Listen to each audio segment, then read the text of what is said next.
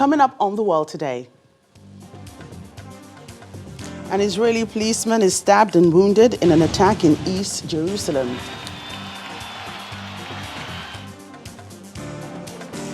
The African Union to mark Africa Day online due to the coronavirus pandemic.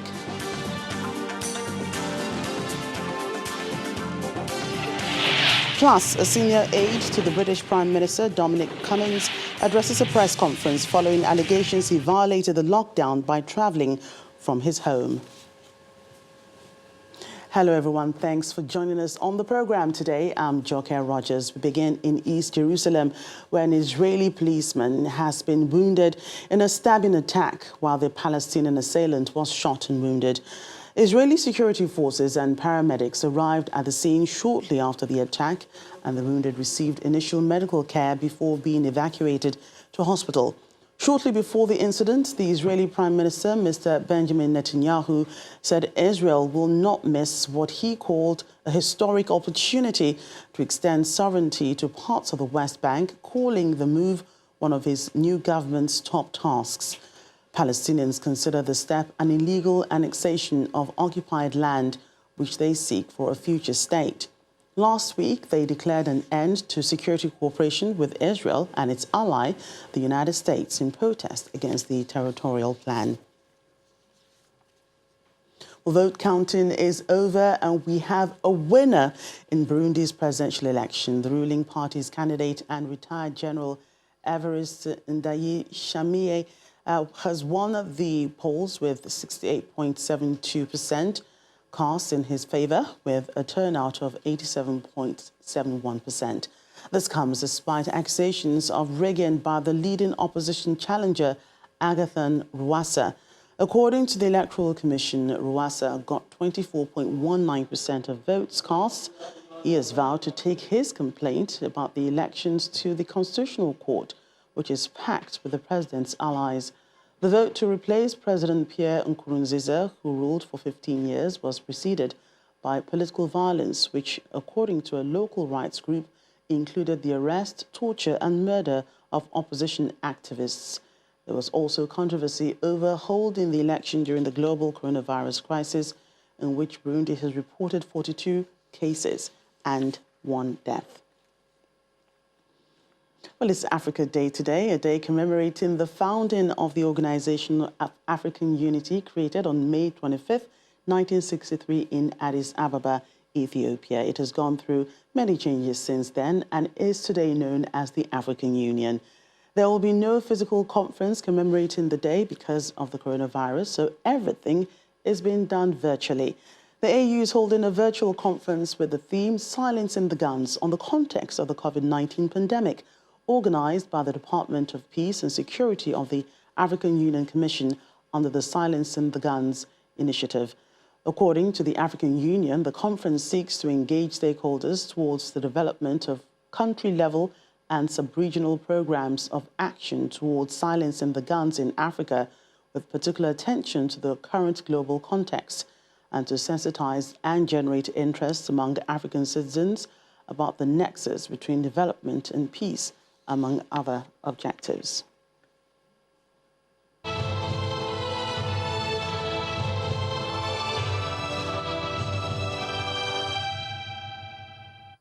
Countries are further easing lockdown restrictions, allowing gyms and swimming pools to reopen. Almost all of Italy's regions are reopening, save for Lombardy, while Spain's 2 biggest cities, Madrid and Barcelona, are moving into phase 1 of the country's 3-phase lockdown lifting plan. Travel from Brazil has been suspended in the U.S. after the country emerged the world's second-largest virus hotspot. The White House says non-Americans who had been in Brazil in the 2 weeks prior to requesting entry would be barred. However, the restrictions do not apply to trade. Brazil registered 653 new coronavirus deaths on Sunday, taking the total to 22,666. The number of confirmed infections jumped by 15,813 to over 300,000, second only to the U.S. tally of more than 1.6 million infections and almost 100,000 deaths.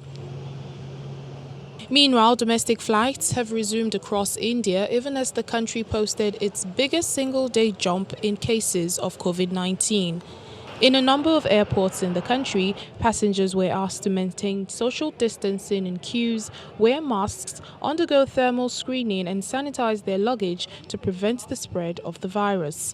India reported another 6,977 cases of the virus on Monday, taking its total to over 138,000, despite the world's longest lockdown imposed in March by Prime Minister Narendra Modi. Total deaths have passed 4,000. In Spain, parks and bars opened in the Spanish capital of Madrid as the country eased some of the strictest lockdown measures in Europe in its capital and second city. Bars are now allowed to open terraces at 50% capacity, and people will be permitted to meet in groups of a maximum of 10. Spain is now in the third month of its national emergency, having endured one of the largest per capita death tolls in the world from the coronavirus, which hit hardest in Madrid. And New Zealand's Prime Minister says the country is easing back curbs on the size of gatherings to 100 people from 10 as it relaxes measures to limit the spread of the coronavirus. But the shift to 100-person maximum means many more gatherings will be able to occur from now on. These changes are good news for business and for those looking to plan larger gatherings. It's another step in renormalising of life as we continue to stamp out the virus. Authorities will also reconsider the nation's alert setting, now at level 2, on June the 8th, with a move to level 1 to be considered no later than the 22nd of June. Many more gatherings will be able to occur from now. Well, the hot topic in the United Kingdom is senior aide to the British Prime Minister Boris Johnson, Dominic Cummings, who just a while ago addressed a press conference in which he defiantly admits he will not quit despite allegations he broke quarantine by travelling from his home. Mr. Cummings came under pressure when newspapers reported that he had travelled from London in North England in March when his wife was ill with COVID-19 symptoms during a nationwide lockdown. He defends his action as reasonable in the circumstances, but says he understood the anger after the media reports made without knowing what actually happened. Meanwhile, British Prime Minister Boris Johnson has offended his aide, saying Dominic Cummings acted responsibly and legally and with integrity when he travelled to London from Durham in northern England with his son and wife who was ill with COVID-19 symptoms. Mr. Johnson told a news conference that he had followed the instincts of every father when he made that trip. Many believe that that was hypocritical, given the government's mantra at the time that everyone should stay at home. Those in a household where anyone has symptoms are supposed to self-isolate at home for 14 days. Mr. Cummings was the puppet master of the Brexit before emerging as one of the most powerful men in Britain's government. He, alongside fellow campaigner Matthew Elliott, drove vote Leave to victory in the 2016 referendum. He is credited with coining the phrase, "take back control." And Scotland's First Minister Nicola Sturgeon says the British Prime Minister came to the wrong judgment after he refused to sack his top advisor Dominic Cummings over accusations that he flouted the coronavirus lockdown by driving 250 miles from London. She has drawn comparisons between Cummings and former Scottish Chief Medical Officer Catherine Calderwood, who stepped down after she was caught making 2 trips to her second home during lockdown. Ms. Calderwood had first apologised and stayed in the role before resigning on April the 6th. I think he's come to the wrong judgment, and the reason why I think that matters is that the consequences are potentially so serious. As we go into the next phases of dealing with this crisis, as we start to lift lockdown restrictions and rely less on the letter of the law and more on guidance and appeal to people's good judgment, then trust in the advice we're giving and the reasons why we're giving that advice is really important. And people, if they get any sense that it's one rule for them and another rule for people in positions of authority, then that will become very difficult. The sacrifices people have made over these last few weeks are immense. Look, I've got a particular insight into it, given the situation here in Scotland some weeks ago with our former chief medical officer who breached those rules, and what happened there. She admitted that. I didn't try to defend it. We didn't try to retrofit the guidance. She apologised. I made an argument to the public initially that she'd made a mistake, she'd apologised, but given the importance of her advice in what we were dealing with, she should remain in post. But the difference is, when it became clear to me that the public wouldn't wear that, I put the importance and the integrity of the public health message first. And to Catherine Calderwood's great credit, so did she. When we had a discussion that led to her resignation, she didn't try to save her own skin at the expense of the public health message. And I think that's what has to happen here now with the Prime Minister and Dominic Cummings. I fear, and I say this with a very heavy heart, that Boris Johnson is putting his political interest ahead of the public interest. Let's talk more on this. We have joining us now immigration lawyer Dayo Fajano from London. Mr. Fajano, thanks so much for joining us on the programme today. Oh, good afternoon. Thank you. Right, so this issue has touched a raw nerve, obviously, in the hearts of many Britons, because there were many more people who were probably in Mr. Cummings' situation and who could not have done anything about it. Do you think he should come clean, apologise and maybe resign? The situation we actually find ourselves right now with Dominic Cummings and the Boris Johnson's government, the Tory government, it strains credulity beyond belief, actually, that this is happening at this very, very critical and worrying state of the COVID-19 situation. Honestly, I'm not too sure what planet these guys are truly and really living on. For this to be happening, there were rules, regulations to the effect that people should stay at home, not to spread this very particular virus. And Dominic Cummings, was more or less is more or less really the chief political advisor of Boris Johnson. He would have actually sat down in cabinet meetings with them, strategizing and laying out all these rules and regulations to do with COVID-19. And for this same person to breach these rules by traveling 250 miles to Durham to see his parents, but not even thinking that he should inform his boss, the Prime Minister, that he was about to do this, it beggars belief. Indeed, I think he should come clean. He should apologize to the British public and resign. That would be the most honourable thing Mr. Dominic Cummings would do at this point in time. Well, it's unbelievable, actually, that this is happening. Right. So clearly, the Prime Minister probably doesn't agree with you. What do you make of his defence of Mr. Cummings? What does this say about the character and leadership of both men? The character and leadership of both men, I think the majority of the British public would have a lot to say about that. They are so livid and fuming right now. That they laid out regulations that they claim applies to everybody, and they are now breaching the same regulations. What kind of credibility, what kind of trust and confidence would the public really have in these rules and regulations right now? And the hazard and the safety situation to do with the country, if people now say, well, if government ministers and government advisors could be breaching these rules, why can't we actually do the same? We don't even know the consequences of what this would be in the next few weeks, when they now want to start slowly bringing down the lockdown. All right, we'll have to. If people actually decide that that's what they're going to be doing just because of the fact that ministers and advisors are doing so, all right, thank you. What moral authority? We'll actually have to leave it there. I'm so sorry for cutting you short. Immigration lawyer Dayo Fajano, who was speaking to us there from London. And still to come on the programme.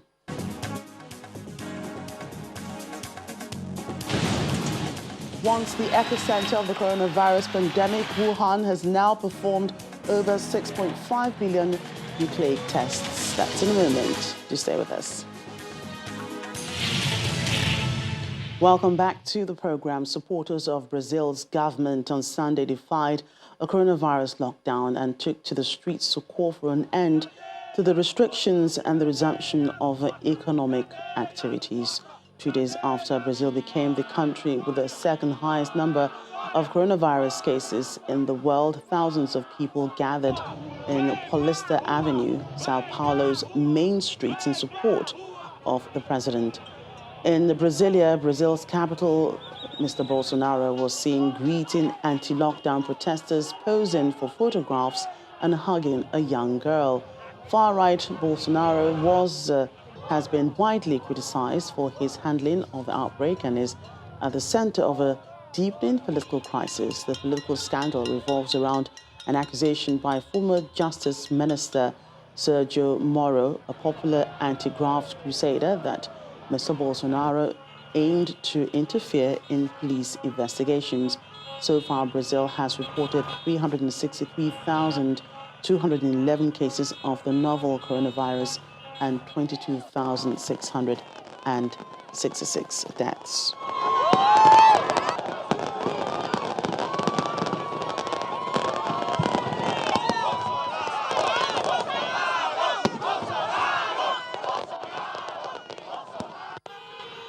In the meantime, the U.S. has imposed travel restrictions on foreign nationals who have been to Brazil in the last 14 days after the South American nation recently became the world's second major hotspot for COVID-19 cases. The statement made by the White House said the action would help ensure foreign nationals who have been in Brazil do not become a source of additional infections in the country, noting that this measure would not apply to the flow of commerce between the two countries. The order is effective at 23:59 Eastern Daylight Time on Thursday and does not apply to legal permanent residents, a spouse, parent, or child of a U.S. citizen, or legal permanent residents are still allowed to enter the country, according to the White House.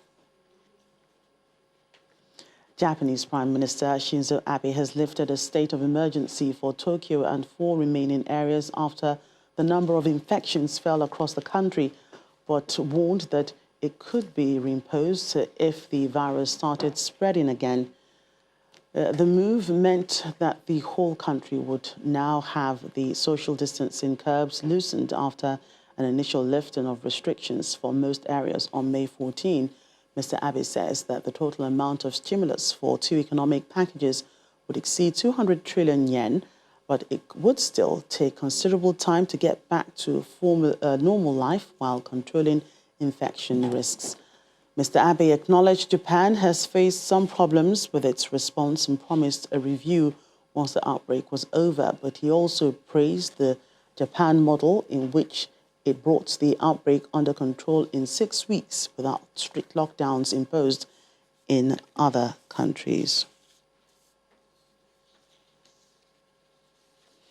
Well, a Thai researcher says the country's bid to manufacture a coronavirus vaccine is an international effort aimed at making the medicine affordable for Southeast Asia.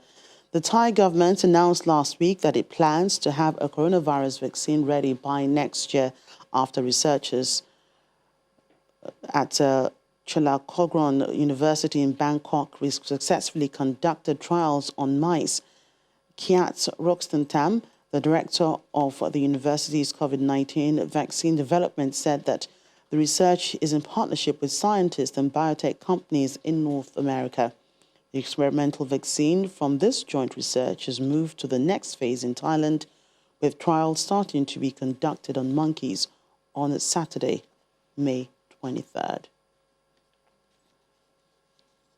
Meanwhile, Wuhan, the central China city once hit hard by COVID-19, has performed over 6.5 million nucleic acid tests as of Sunday since it started a citywide campaign on May the 15th. The campaign aims to look for COVID-19 asymptomatic cases or people who show no clear symptoms despite carrying the virus, after the city continued to report daily increases of symptomatic infections, which raised concerns among the public. So far, over 9 million residents had been sampled, according to the city's health commission.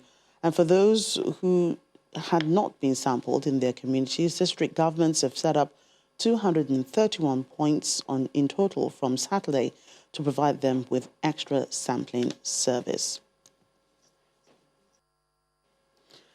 And the draft decision on establishing and improving a legal framework and enforcement mechanism to safeguard the national security in Hong Kong's Special Administrative Region aims to protect the whole country, including HK SAR said that Tong Chi-hua, former chief executive of the community, on Monday. Tong, who is also vice chairman of the National Committee of the Chinese People's Political Consultative Conference, said during a press conference that the laws are designated to protect the whole country. That's every family and every person. He said, "I hope that everyone understands the grand purpose of national security laws is to protect the country, protect Hong Kong, and protect every ordinary family and ordinary person."